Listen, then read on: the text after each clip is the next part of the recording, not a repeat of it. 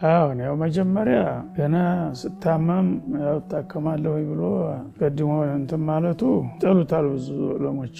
ሙስሊሙ ተወኩል መሆን አለበት ሲመጣ ነው እንጂ ገና ብታመም በቃ የሚያክመኝ አለ ብሎ በሱ ላይ ኢዕቲማድ መሆኑ ተወኩልን ይጋፋል። ከዛ አኳያ ይጠሉታል ዑለሞቹ እንጂ በመሰረቱ ክልክል ነው አይባልም። አንድ ሰው ችግር ሲያጋጥመኝ ያው ይረዳኛል ያለውን ነገር ያስቀምጥ። ልክ እንደ መኪና መዲን ማለት ነው። መኪና ለምሳሌ ሲገዛ በአሁኑ ጊዜ ግዴታ ሆኗል። ኢንሹራንስ ታልገባ ማሽከርከር አይችልም ጭራሹ። ያን ግዴታ ስላደረጉት ማለት ነው። ይሄኛው ግን ያው በፍቃደኝነት ነው የሚሆነው። ምናልባት የቆየ ግዴታ ያደረጉት እንደው አናውቅም።